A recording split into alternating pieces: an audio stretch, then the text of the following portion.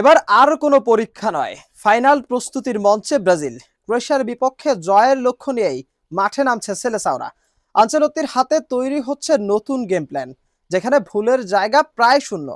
বিশ্বকাপের আগে এই ম্যাচটাই হতে পারে আসল টার্নিং পয়েন্ট। আরো বিস্তারিত প্রতিবেদনে। 2022 কাতার বিশ্বকাপে যে ক্রোয়েশিয়ার কাছে হেরে হেক্সা জয়ের স্বপ্ন চুরমার হয়েছিল ব্রাজিলের, সেই ক্রোয়েশিয়াকেই এবার গুড়িয়ে দিতে চান কার্লো আনচেলত্তি।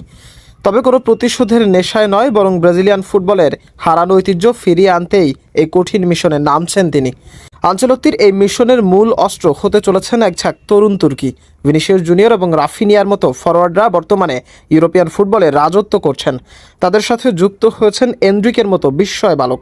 মাঝমাঠে ক্যাসেমিরোর অভিজ্ঞতার সাথে ব্রুনো গুইমারেস এবং লুকাস পাকেতার সৃজনশীলতা ব্রাজিলকে এক অপ্রতিরোধ্য দলে পরিণত করেছে।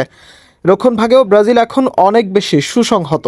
এদের মিলিত শক্তি আর আনচেলত্তির জাদুকরী ট্যাকটিক্স সব মিলিয়ে ক্রোয়েশিয়াকে রুখে দেওয়ার জন্য সব প্রস্তুতি সেরে রেখেছে সেলেসাওরা।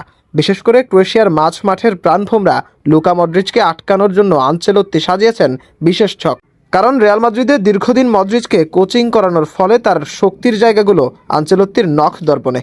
ব্রাজিল ভক্তদের প্রত্যাশা, আনচেলত্তির হাত ধরেই দীর্ঘ অপেক্ষার অবসান ঘটিয়ে আবারও বিশ্বমঞ্চে রাজত্ব করবে হলুদ জার্সিধারীরা। মাশরাফি, নিশানা স্পোর্টস।